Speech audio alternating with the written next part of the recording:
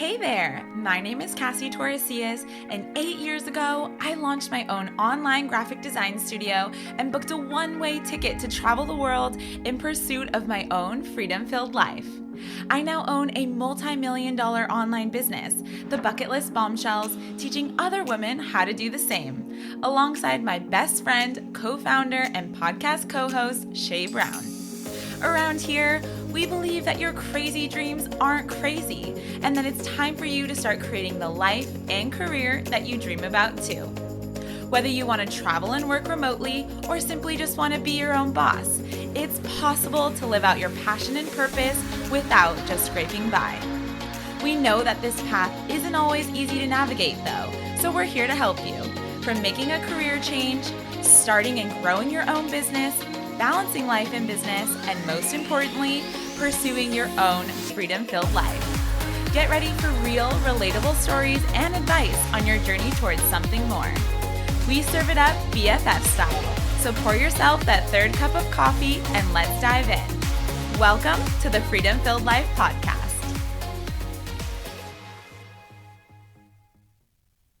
Hey there, it's Cassie here. I am so pumped for you to listen to Shay and I's conversation today, all about what you need to know about working remotely and traveling. Now, if you're new around here, then you might not know that almost an entire decade ago, Shay and I grabbed our laptops, packed our suitcases to work remotely from countries all around the world while running our online businesses.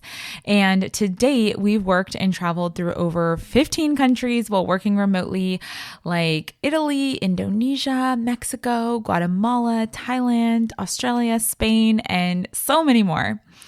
And maybe you're listening and right now you find yourself with a similar opportunity, the ability to work remotely while progressing your career from wherever the heck you choose. You're probably feeling equal parts incredibly excited and nervous about the idea of working and traveling to an unknown destination. And I'm guessing the idea of checking off your bucket list in a new country might be starting to feel a little overwhelming with all of the logistics. Like, how do you find a place to rent? What's the best way to ensure that you have strong access to Wi-Fi to work? How do you build a community on the road? What are the best tools that you need to work effectively? And so many more questions that are probably swirling through your head. Our goal is that after listening to this episode, you're feeling more confident in your idea or decision to work remotely while traveling. After all, it was one of the best decisions that Shay and I ever made, both personally and professionally years ago, which is why we're such huge advocates of the remote work lifestyle that has absolutely taken off in 2021. So let's dive into our conversation. All right, Shay, I'm so excited about this conversation because this is a topic I think a lot of people ask us about all the time. And this is perfect timing because you have actually recently made the quote unquote move, which we're going to talk about later in this episode, but have decided to kind of pack your bags in the meantime and head to Mexico. Yeah, this is such a relevant topic for me right now. I feel like I'm living it. So I'm excited to jump in and talk about this while I'm actually doing the thing that we're talking about today. Always helpful when we're giving advice. But I know that for a lot of you that are listening, and Shay, we were talking about this just before we hopped onto this episode, is that I think this is a really relevant topic because of the current landscape of the world. And obviously, because of COVID in 2020 and 2021 and on to 2022 now, working remotely, it has become so much more acceptable. And there are jobs that were never considered before as remote work that are now remote. You and I have friends that are bankers or people who work in universities, like typical office jobs that have continued to be coming on 2 years completely remote. Yeah, I feel like all the corporations that used to say, no, you can't work up remotely, you're not as productive, there's no systems in place, how are you going to do it? How am I going to know what you're working on? It was such like a different type of corporate environment. And I feel like so many companies have embraced almost this hybrid model too of both in office and remote work. And I'm seeing all of my friends who work 9 to 5s who are always like, how do you work online? How do you travel? And it was always, we ran our own companies, we were our own bosses, and they always felt, that could never happen for me. And some of these people don't feel like they want to be business owners. And so I love this new sort of hybrid way of doing business that globally has been accepted and embraced. Yes. Oh my gosh. I love that you said that because I think it has been so fascinating. You and I have been paying attention to these major companies in the industry or even in other industries, companies like Facebook, Google, Amazon, these massive companies, but also smaller companies and businesses. And like you said, some have really embraced the hybrid model of giving their employees, part-time at home, part-time in the office.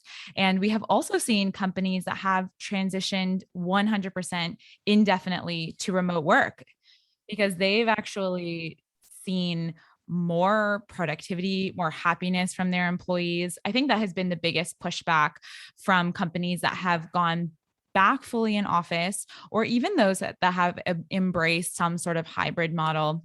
It has been this, pushback from employees now that people have been working 2 years from home and experience the benefits that can come with remote work. Yeah, I actually have a friend experiencing this right now.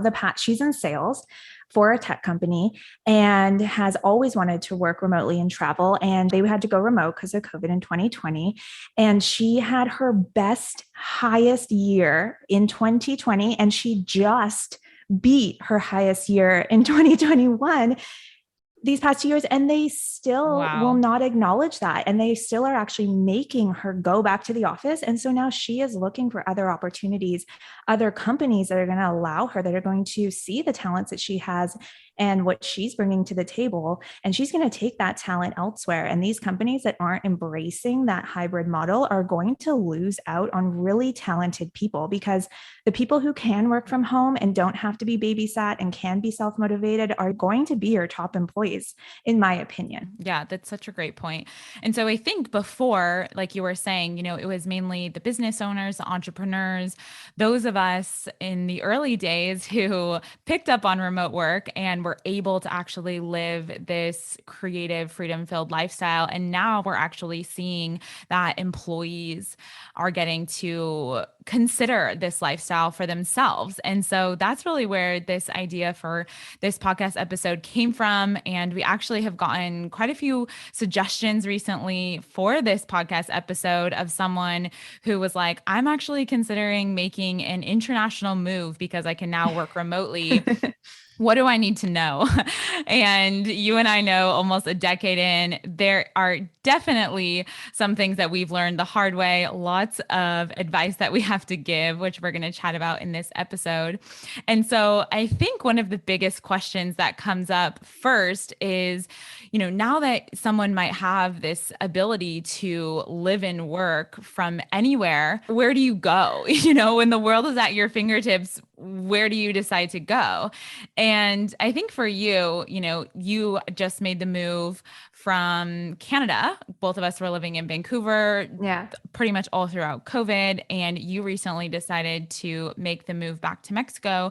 I know you've seen a lot of people, our team members included, who have also been embracing the remote work lifestyle there. Yeah, it's been really cool to see. Like, I came down to Mexico, down to Playa del Carmen. And while I have been here before, I still took the same approach to evaluating whether or not I wanted to go down to Playa. And we'll definitely get into that and sort of like how you make a decision on that. But once I was here, what I found so cool is there is a huge community of people doing just that people are working for companies. They're not just business owners. There's also still lots of business owners as well here, but lots of people working remotely and starting their, work and travel journey. And that has been so cool to see, because I know before we started out 8 years ago, the community community here specifically was so small, was just so small. And now you Mm. walk out and the cafes are filled with people working on their laptops. The co-working spaces are filled here. And I just think that to see that transition for us having done this for so long and to see people, they seem so fulfilled, they're so happy, they're so like excited to be able to do both and not have to do one or the other. And that's been really cool to see how many people have embraced that and are doing it now.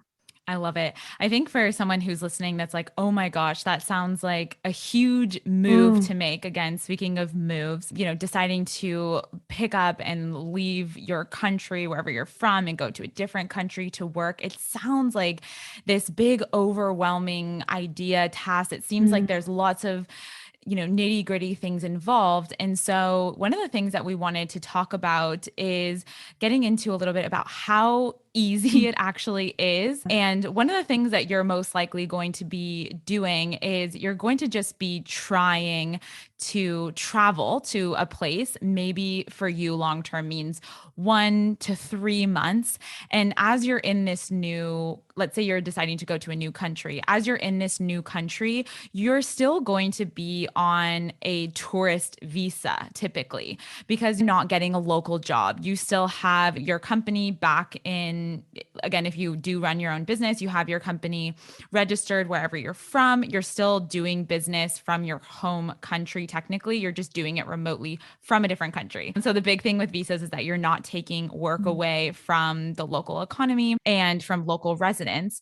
But we've also seen, even in the last 2 years, this idea of digital nomad visas pop up, which Yes. has been really cool. Mm-hmm. And I've seen this pop up more and more in the last few months. I know places like Cape Town, Barbados, lots of countries are actually offering a unique visa for people who are working remotely and not just giving this opportunity, but actually welcoming people with open arms, saying, please come and add to our local economy and please get to know the culture and work from here. And I think that's an amazing change that you and I have seen in the last decade of remote work, where prior it was still this really foreign, pun intended, really. It was still a really foreign idea to work remotely Yeah. from your laptop, like from your home country, but in a different country. And there's quite a lot of gray areas there.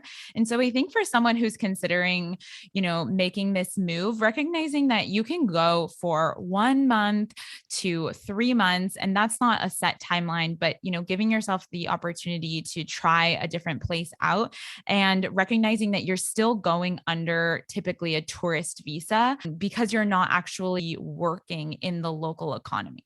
That's such a great point. Yeah, I'm glad you brought that up. And I think some of the shift that I've seen just from talking to people who are locals in the area, I think the locals and the governments are really embracing the fact that we aren't taking jobs away from local people, but we are stimulating the economy in a different way than a Mm. traditional tourist stimulates the economy. A lot of times, people working for longer periods of time, say 1 to 3 months, are to actually embrace the local culture, learn the languages, and really get integrated in the community here and be an active part, whether that's through giving back or through just joining in living the way that the locals live. And I think that's why the perception has changed. I think that before it had a really negative perception against, that typical tourist that comes in for a vacation mode. And there's nothing wrong with that. I think the visas are popping up more frequently because globally we embrace this new work and travel lifestyle, and we're becoming like positive contributing members of a new community, of a new country. And I think it's really cool to see that bureaucracy change in favor of having a more like global citizenship in a sense. Well said. And the other thing we've seen is that there are now, compared to back when we started in 2013, there are now so many more tools that make remote work easier, so much more effective. Back in the day, they were few and far between, and we kind of had to hack our way around making remote work for us. Mm-hmm. And now, so many tools. I think someone who is already working remotely, maybe you're just working from home right now, you've probably seen all of these different tools come up, especially if you transition from being in office now to working remotely. But some of our favorite tools, which you call the trifecta. Yes. I love to call these three tools the trifecta of online, like basically online management and communication, because this is really the core of how you get business done. And I think this was actually the core of what a lot of companies were afraid was not going to be able to work. And essentially, are people going to continue to meet deadlines? Are people going to be able to see and know what they're working on? And then lastly, am I going to be able to easily communicate just like walking into the office or next to the water cooler? And so the trifecta of tools, as I like to call them, is Slack. And that's like an instant messaging tool where you can have different channels based on different topics in like an instant way to connect with someone. There's Asana, which is more of a project management where you have tasks and deadlines, and you can still have some communication in there, and it connects out to a lot of different tools, which is great. And then of course there's Zoom. To me, I feel like everyone is familiar with Zoom, but I have been told that not everyone is familiar with Zoom, but it is the video conferencing tool that completely blew up in 2020. And those are the three trifectas for, being able to work online essentially. Yeah. I think for anything, if you're listening and you're like, would I be able to do this remotely? I think if you just like Google virtual XYZ, whatever it is you're trying to find, most likely nowadays there is a tool that exists. I have seen this just in my own personal life recently. I actually had someone ask me to send them a fax, and I was like, oh my goodness, hello 90s. Like, we need a fax machine. Where do you even go to fax something? I Google virtual fax and voila, Hello Fax. And again, this is not sponsored by Hello Fax, but Hello Fax, if you're listening, Hello Fax and Hello Sign, you can actually like virtually send a fax. Like, you don't need to go somewhere. And this tool just allows you to upload a PDF and fax it to another fax machine. Mind blown. And same for Hello Sign, which you and I use so frequently, because think about how many times someone asks you to sign a document. And now you're thinking, I have to like actually print this piece of paper. No one has a printer. You and I don't even have a printer, and like we have home offices. You have to get a printer, sign it, then go again, scan it, fax it, or email it to someone. Like, what a process. So there's some amazing tools like Hello Scan. I've recently found Adobe Scan as well. I think Adobe has been coming out with some really amazing products. And so if you have, let's say, a document or a piece of paper that you need to email to someone, instead of needing to go somewhere to scan it on like a scanner, you just take a photo with your phone and it digitizes the entire document, and you can again use Hello Sign to fill it in, sign whatever you need, and voila, off you go. So it's so amazing. And even in the early days, you and I use some other virtual tools, like being able to open a virtual mailbox, for example, or being able to have a conversation with a lawyer in order to open a bank account, and doing all of that virtually. There's so many different tools. And so I would encourage you, if you're going to be working remotely and you're worried about how you're going to execute some tasks that are on your plate, or maybe even just things in your personal daily life that you're like, how am I going to be able to do this while I'm not here in my hometown? I really encourage you to check out some of these tools that we're talking about now, but also Google and find some of these incredible tools that I think are going to be total game changers for you while you're working remotely. So back to our original first question is, where the heck do you go? Now that the world is at your fingertips, now you have these, amazing remote work tools that you are aware of. How do you decide where to go? And I think back in the day, you and I were like, it's pretty much as simple as just like spinning a globe and closing our eyes and putting our finger and like, let's see where the world takes us. And while that does sound like a really adventurous idea, and you can still do that, 10 years in, we actually recommend that there are a handful of things that you really should be using and thinking about as you're evaluating a destination. And I think for someone who's listening, Shay, and they're, having this fear of like, oh my gosh, I'm going to go somewhere that I've never been before. And that can seem really overwhelming, especially if you're Mm-hmm. someone who hasn't traveled much. And this conversation is still very much for you. We have lots of women in our community who decided to work remotely and travel to a different country and work remotely who had not traveled that much.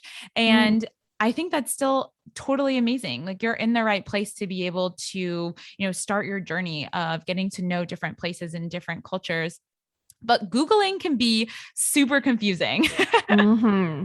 Yeah, I mean, I think there's just so much when you, especially now, you type into Google, like how to pick a place, where should I go? And I just think that it's just not really going to help you narrow down the answers that you're looking for because everybody is going to have their own opinion on where to go. And I really think there's a couple handful of factors that you should consider when picking a place. And then you can focus on doing your research around those specific things. And then also take into consideration where do you want to go? Like, where do you feel like called to go? Do you like tropical weather? Do you like colder weather? Do you want to learn a specific language and immerse yourself? So I think there's some more typical things to ask when it comes to things like Wi-Fi speed and how to find an apartment and that kind of stuff. And then I also think that there's other things to just figure out what is going to work for you in your lifestyle. Mm-hmm. I love that you brought that up because I think Google is still, if you're Googling a certain location, let's say for you, Playa del Carmen, Mexico, the majority of blog posts that are going to come up are going to be, maybe blogs that are focused on Mm, vacation tips, the best right. hotels and resorts to stay at, the best adventures. And while those things are still great for when you are on the ground and you're going to want to take advantage of adventures and try out the restaurants, like you're probably considering like, how do I just do life in this different country? And I think that's where Google isn't really your best friend when it comes to kind of really laying the foundation for you traveling to a certain location, a certain place or country, and being able to work remotely. One of my favorite tools that has actually been around, and it is a website called nomadlist.com. And this is essentially a hub that has been curated by digital nomads, so people who are working remotely while traveling.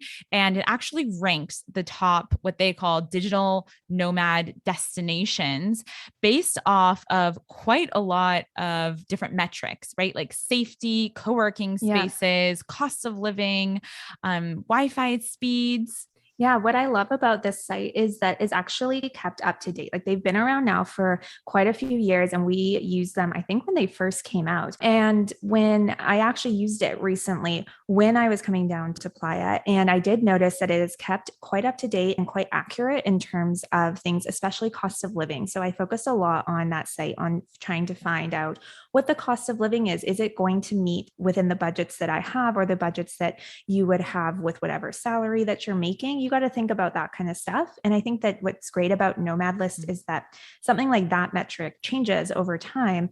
And Nomad List has such a wide community of active members that participate and keep these sort of things updated. Yep, I love that.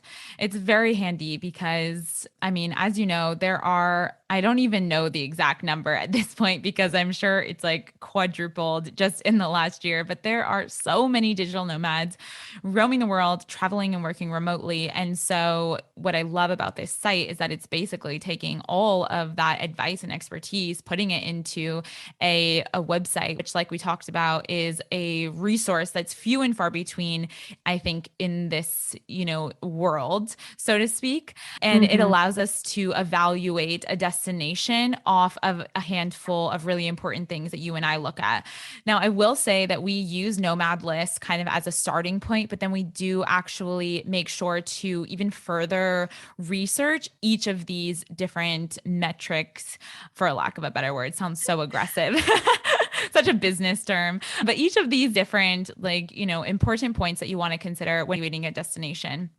So I think the first and most important is your Wi-Fi speeds.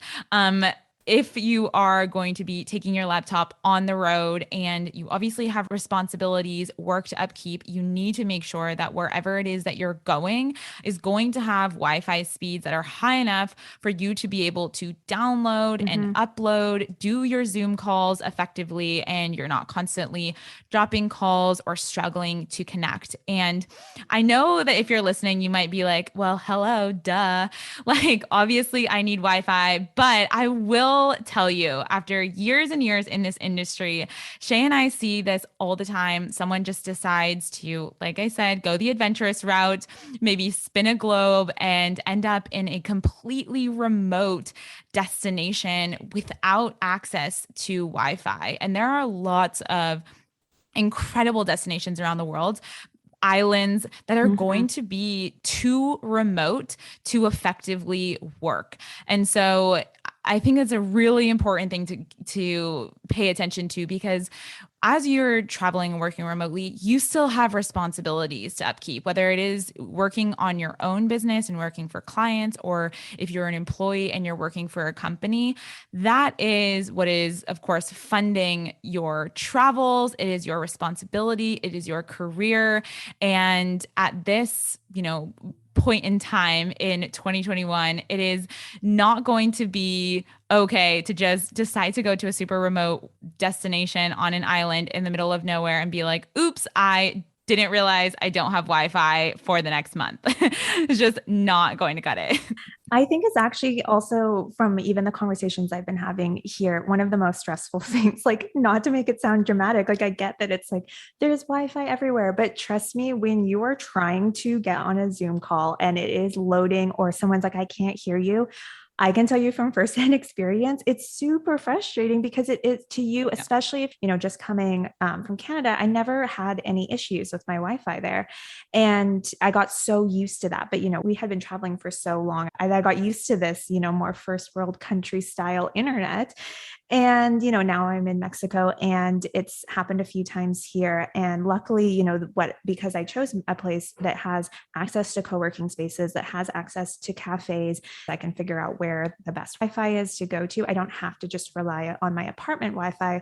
Whereas back home, you're not really thinking about that if you're, coming from somewhere where you've never had to really be worried about your Wi-Fi at home, it is something to consider. And I do think that some people kind of overlook that because we sort of take it for granted a little bit in terms of it's just always there, right? And I think that that is something that is definitely important to evaluate. And a way to do that is actually Nomad List has that as one of their factors. They take the average of pretty much the city. It doesn't, factor in certain like co-working spaces or your apartment, but at least you can get kind of like a comparison gist. You could even look at your own hometown. I think I did that. I think I looked at my own hometown, Vancouver, and I looked at Playa just to kind of get a gauge of like what the average was and what the difference was there. And I thought that was really helpful.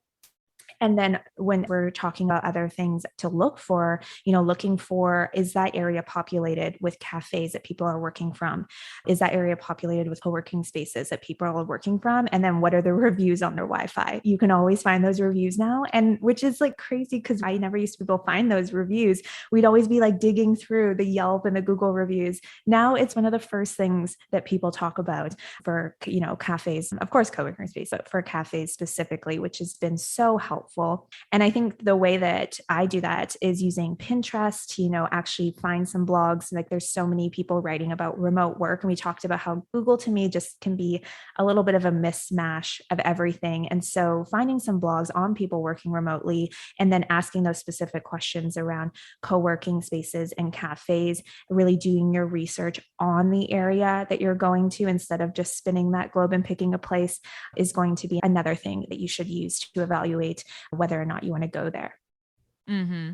And there's an amazing tool. It's free and super simple called speedtest.net. If you want to test your Wi-Fi speeds, you do have to be in the like connected to the Wi-Fi that you're testing. However, you can always have someone test it for you if you're not in the location. I was recently told that Airbnb is now putting Wi-Fi speed tests on a lot of their Airbnb rentals because they've obviously seen a huge uptick in people, wanting to rent Airbnbs because they're working remotely. So I think that's amazing too. Another remote work win, because before it's really a hit or miss. You're kind of just a token of faith in seeing how your Wi-Fi is going to turn out. So we talked about the cost of living. So those are going to be, just how much is it going to cost for you to live in this place? What is the typical cost of an apartment, of food, of a cup of coffee? And if you are deciding to travel from a first world country to a third world country, I think you are going to be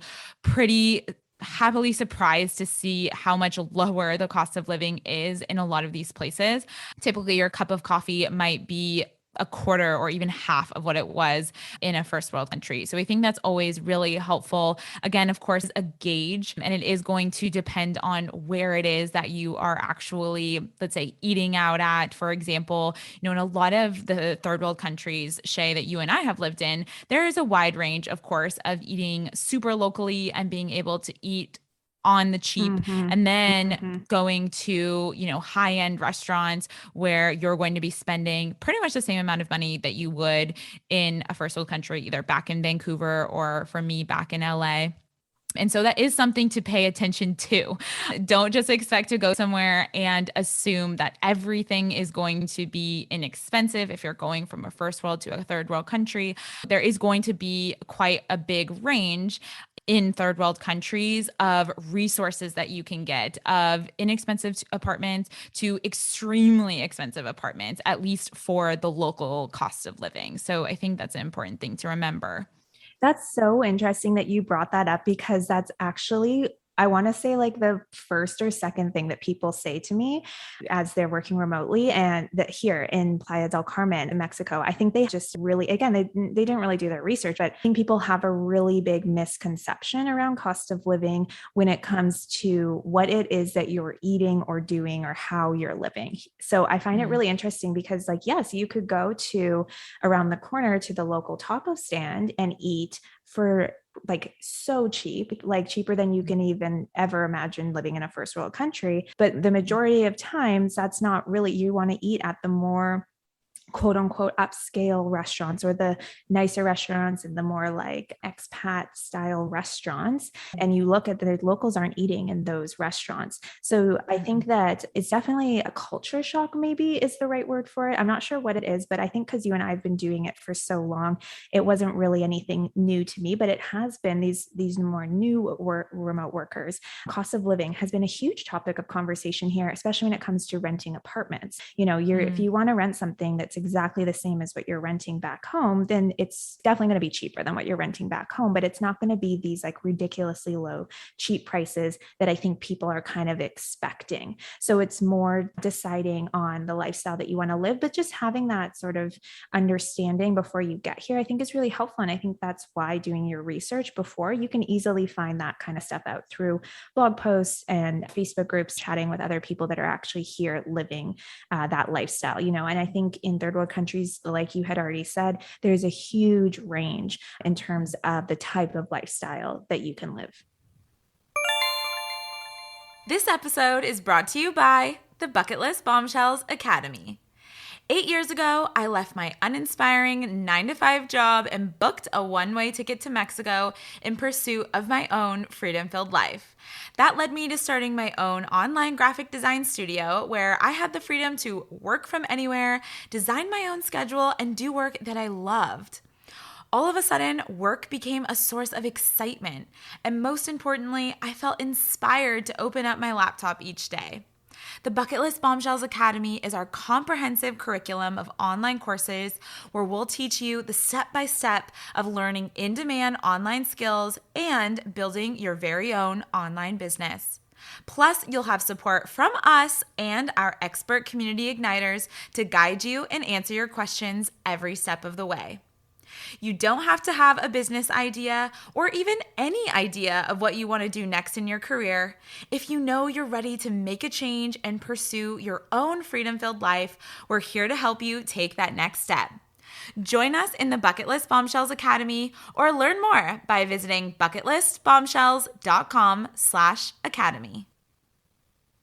I think it's really important to, there is a fine balance, like we're talking about, we are visitors in a different country. And, the big part of wanting to work remotely, at least for you and I, and living in a different place is really getting to know and experience a different culture. That's one of the reasons why it was just such an amazing opportunity that you and I realized in the early days, going on a 1 week vacation or a weekend vacation, right? Like we get Yeah. to meet and know local people, we get to understand local customs, try the local food. And so I really, really would recommend for someone or those of you that are listening and you are going to a different place. A lot of us want to, stay in our comfort zone still. So we get attracted to the Western restaurants, right? We get attracted to the Western ways of living, even in a third world country. And I think that, while there is zero judgment ever on this podcast, but if you continue to do that all the time and you're living in a different country, you are majorly missing out on so much amazing local cuisine, local ways of living, local culture that you're missing out on if you're choosing to always be attracted to the Western lifestyle. And so, I think there are some cities that have more of a Western influence than others. So this is really going to depend on where it is that you choose to go. But regardless of where you go, I think it's really important to branch out and recognize that this is the reason that you're also going to work remotely in a different country, right? If not, you could just stay where you're at. And so, maybe it does sound a little out of your comfort zone, especially if you don't speak the local language. For example, in Mexico, to like go up to a taco stand and, no one speaks English and you're like, I don't even know what these tacos are, but I'm going to try to order them. That is half the fun of working and traveling. And you and I have just hilarious memory of doing this in Thailand while we were living in Bangkok. And I guarantee you, the more that you step out of your comfort zone and you meet people, I think you really will find the local people are so welcoming and so excited to teach you and share with you the local culture. And so I think that was an important kind of thing to talk about off of your conversation about cost of living, because I do think that there really is a balance there. But remember, you're not going to a different country to, for me, I'm not going to a different country to live a, LA lifestyle, for example, or you weren't going from Vancouver to Mexico to live a Vancouver lifestyle in Mexico. That's just not really how it goes. And so I think when you can really embrace a different place for what the beauty is in that place, there's so much more opportunity for you. And speaking of general lifestyle and overall vibes, I do think that's important as well. You talked about it a little bit earlier. Are you someone who loves the mountains and loves the cold, or are you someone who really loves a tropical lifestyle?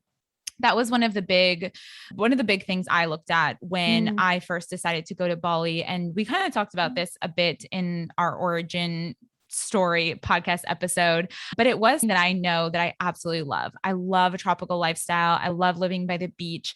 I like, spending my days with no shoes on and just like being able to be in the hot sun, open air. Like that is the vibes for me.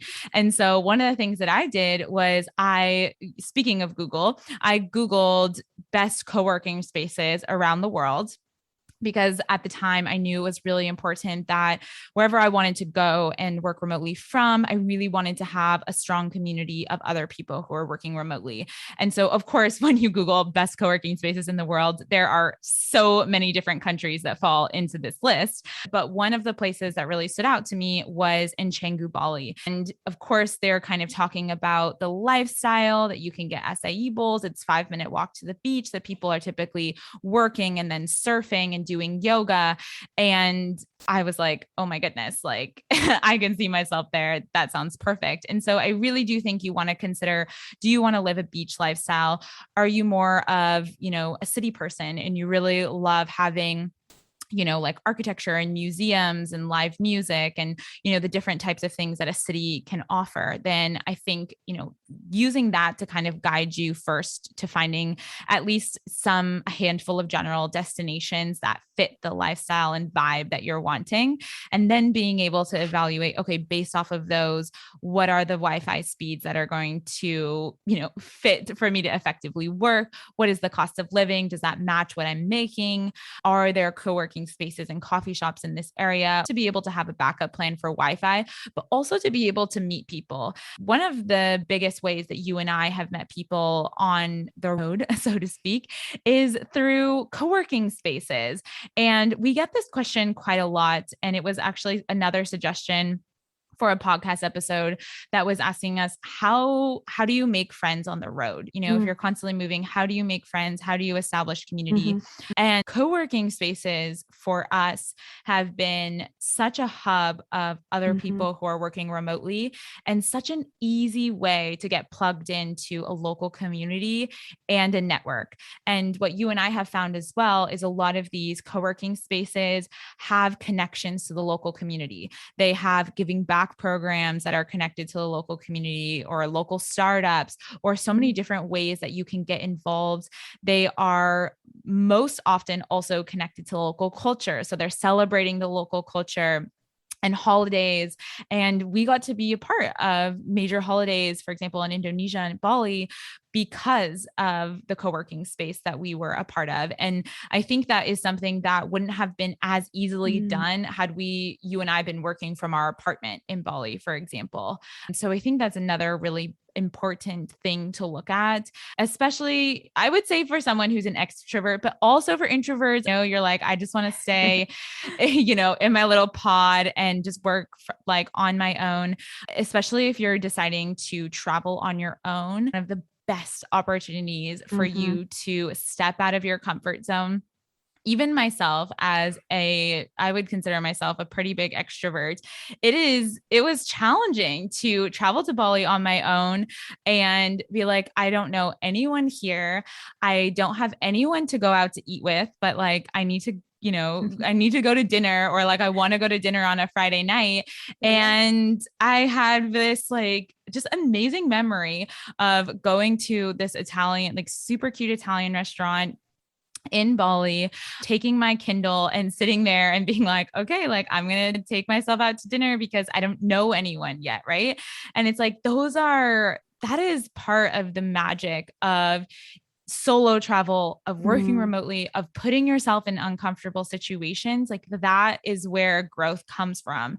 And we talk about this in other episodes, but I do think that working remotely and traveling is a really magical, but also challenging personal growth experience. And if you allow it to change you in that way, I think that there is so much amazing lessons to be learned personally, professionally from this entire experience.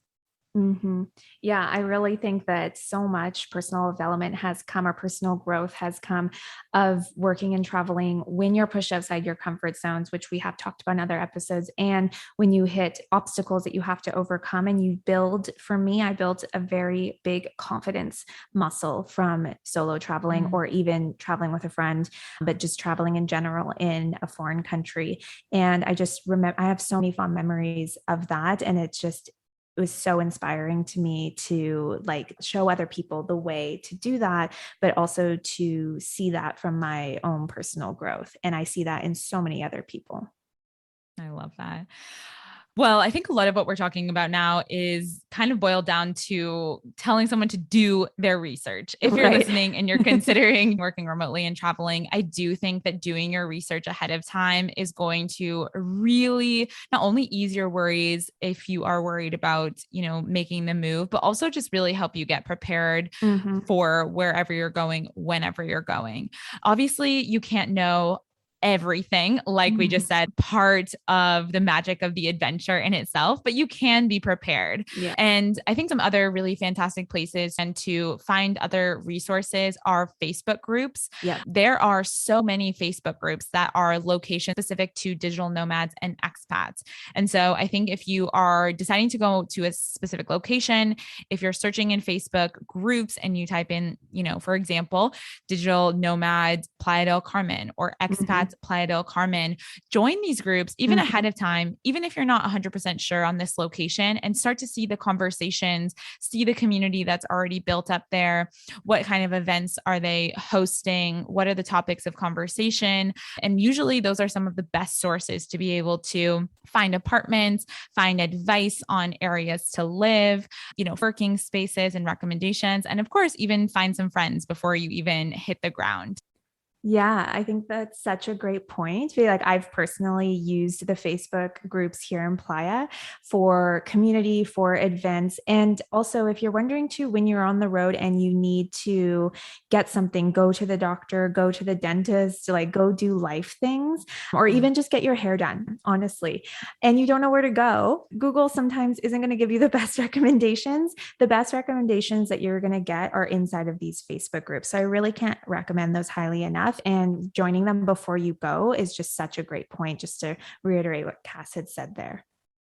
Being able to find a place to stay is usually probably one of the biggest tasks of deciding to travel. And you're like, okay, like where should I stay? Yeah. If you're looking at a bigger city, you're like, what part of the city should I stay in? And like we're, continue to say, like Google is not always your best friend when you are trying to research. And so I think using the Facebook groups for sure. You and I recommend staying away from hostels, from hotels. Obviously, hostels are typically for people who are on a super low budget, but who are also just backpacking and are not typically, working while traveling. And so that can be really hard if people are like raving and partying all night and you're trying to get up at 7 a.m. for a Zoom call. Not exactly the best mix there. But if you're, not really sure where you're going to book, it can be a little overwhelming to decide to, rent a place while you're not there and you're doing everything virtually. And so typically what you and I do is find a temporary place to stay in the location that we're planning on staying for longer, for roughly 2 weeks. I think 1 week is a little ambitious and too short for you to really like get your feet on the ground and get to know the place a little bit, ask for advice, be able to check out a handful of different places, and then, of course, actually move in again, even if it's only for a month while you're there. And I think finding a long-term place on the ground is not only how you find a place that you are actually really going to like, but also that's a much better way to find pricing. Anytime that you are trying to rent an apartment virtually, I think we typically see prices sometimes even double or triple what they should be when your feet are on the ground. And I will say maps can be so deceiving if you don't know the area. I think Playa del Carmen is a great example, or even Canggu in Bali. If you were to look at the Canggu Bali map and take yourself, think maybe 20 minutes outside, doesn't seem that far. That is quite far from the center of Canggu. It's not to say that it's not an area that you want to stay in, but if you think you're going to be super close or walking distance or, right next door to the hub of Canggu, it's not exactly the case. And it's kind of hard to know that unless you're actually there. So I really think, just save yourself the headache, find a place for 2 weeks, even if it is a hotel or an Airbnb, and you are going to be paying a little bit higher for that week or two. But in the long run, you're going to be able to find a place that you really like, that you've checked out, that you've taken your computer to do your Wi-Fi speed test, and that is in an area that you like. I think a really important part of working remotely and traveling that is going to make you feel so much more comfortable and just take a lot of headache out of worrying about renting a place and getting there, not loving it. You and I have had multiple stories of this not Mhm. working out exactly as planned. Yeah, and I want to touch on the point that you made about the area. I think that that was one of the biggest winners for me as well, because again, I don't really think like Google can really help you understand like the neighborhood, like the walkability of it, how many cafes or places that you want to go are nearby, if you want a fitness studio or you want a cafe, or maybe in your research you found these really cool like bars and restaurants in this area. You want to make sure though that when you're on the ground, it's just like that is the area that you want to be in, that is the neighborhood, take safety into consideration as well. And I think that's just a lot easier to do when you're on the ground. I think utilizing the Facebook groups to get some opinions, especially maybe for booking that first 2 weeks, where should I book for walking distance and where's the right area, but then for yourself to really just walk around. Honestly, a lot of the places that we found early on were from Cassie walking around the neighborhood and looking for rental signs, or just really understanding what each neighborhood had to offer. And I just did that recently here. And actually, to touch on the negotiation, I negotiated an apartment that was half of what it was posted for on Airbnb. I found it on Airbnb, and then I was able to like bike by it and actually see where it was located and make sure that it was the neighborhood that I wanted. So I did a little like creeping, rad by on my bike. And then I was able to actually go and find the contact and meet with him in person and negotiate a longer term deal. So, just from personal experience, I really think being on the ground for cost and for understanding the neighborhood and making sure that that is where you want to be is so helpful. And I've met people here, and because I feel so familiar with the area and they're looking for a new place, I've been able to, as someone who's been here before and is here now, give them recommendations. And I think that's another great thing about being on the ground. Maybe you meet people at the co-working spaces or through the Facebook groups and the events, and you get another hands-on personal experience of each personal recommendation of each neighborhood, which I really feel like that has made a huge difference for us over the years. Yeah, you're totally right. I think too, one of the other big topics or questions that usually gets asked to us in this whole conversation is like kind of the nitty-gritty, like those people that are super type A and planners, like how do I get like all my ducks in a row, like Mm, at home? Like what does that look like, right? And I do think in a flexible lifestyle like this where you are working and traveling, there is a lot of flexibility, so it's not all the same. I wouldn't say that everyone who's working mm, remotely is all doing the same thing at home, right? And yeah. so, what we want to talk about are a couple of different options Mm. that you have just to open your eyes if you haven't already thought about it, or just give you some suggestions based off things that we've done. So, one of the things, if I think you're planning on going somewhere for 1 month, 3 months, would be subletting your apartment. If you're planning on coming back home, this is something that you have been doing in Vancouver. If you're planning on coming back home and you're just going for a short amount of time, then this could be a really great opportunity to sublet your apartment to a friend or to, someone else, friend of a friend, someone that you might know, so that is obviously covered in your home, and then you have, you can easily pay rent wherever it is that you're going. So that's super common. The other option that we see that's a little more all in, quote unquote, for people who really know that they want to be on the road for a longer period of time, and maybe you don't have major ties back to your hometown and you kind of love the idea of having more freedom and not being down in that way when it comes to having an apartment back home, then you can always put your items or your things into a storage unit. Storage units are typically not that expensive, especially if you just need a small one. And then you can utilize services like virtual mail services that will Mm. actually collect your mail. So basically, all your mail would be forwarded to this company. They would virtually scan everything for you, and then you could actually check your mail online, which is super cool. You can decide whether they like throw it away, whether they shred it, whether you need it to be forwarded to you, wherever you're at, or forwarded to, maybe a family member or friend. So that logistically is an important thing to kind of to touch base on, because I know people are like, how do you do it and how does that work? And the other big part of that too, speaking of logistics, is banking. And you're like, okay, how do I get money out? I don't want to have, transaction fees. So you want to kind of share a little bit about what we recommend when it comes to credit cards, debit cards, local Mm-hmm. currency. all Yeah. that jazz.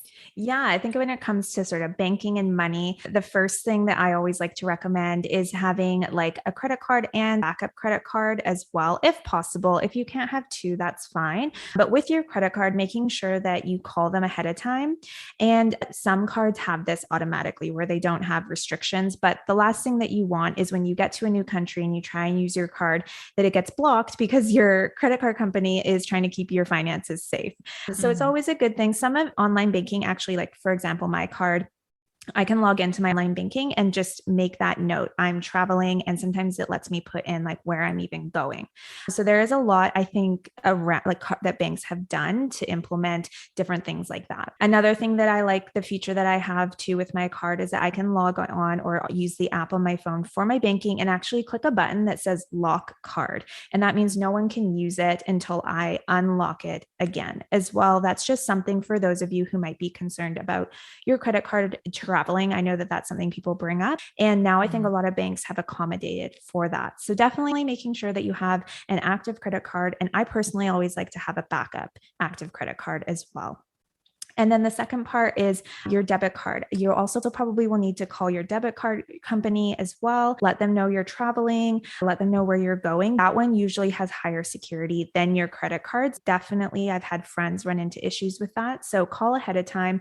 And again, my debit card also has a lock feature so that I only unlock it when I'm actually going to an ATM to take out money because in Playa, it is a much more cash based society, which is probably something that you will find when you go to most third world countries. They're usually primarily more of a cash based society, which means you're probably going to be taking out and using your debit card at ATMs more often than you would back home.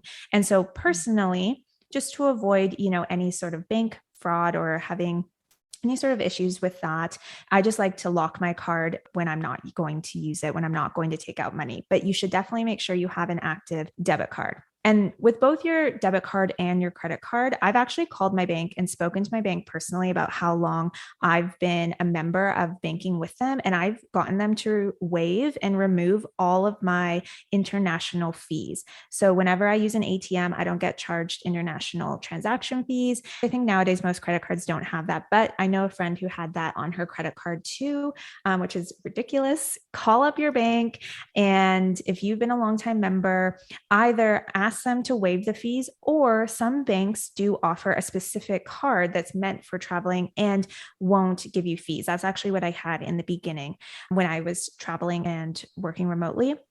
And so I always look for that, or I would ask my bank. So you don't have to get those extra fees. And to sort of touch on that cash based system of a lot of third world countries, one of my number one recommendations to anybody traveling, and whether it's a cash based society or not, is to make sure that you do take out some cash and have that on hand in the local currency. So either you can do that at your bank, like local bank branch, or if just take out some local cash. And when you're at the airport, you can exchange it there and get the local currency. It's just going to be really handy when you're on the ground and you're getting that first taxi or you're going out for your first meal and you don't know yet whether or not places are going to accept credit cards or debit cards or whatnot. So it's just really handy to have a couple $100s on you in the local currency. It's really just made that smoother from personal experience. So helpful. I think the last logistical piece is phone plans. And, Uh, do you keep your phone plan at home? Do you get a local plan? Again, Google can be super confusing. And at the end of the day, it's actually not that complicated. I think that typically the most feasible route, most inexpensive route is to go local and get a local SIM card. So you're just going to find the best local carrier and pay for a local SIM card. As long as your phone is unlocked, you'll just swap out your SIM card and voila, you're going to be able to have a local number, which can also be really helpful for just getting around in your area. There are, different carriers maybe that do have plans that are made for traveling or for international trips. Typically, these are not long-term plans. Most of the plans that I've seen, at least in the States, for phone carriers are usually just like, okay, you're going to go travel for a week, 2 weeks, maybe a handful of weeks. And that's really what they're made for. So they don't typically love that you're using it for an extended period of time. However, it is still possible. So, for example, in the States, Verizon has a really high fee for using your SIM card internationally. So for me, I don't think that's a smart option long term. You're much better off going with the local SIM.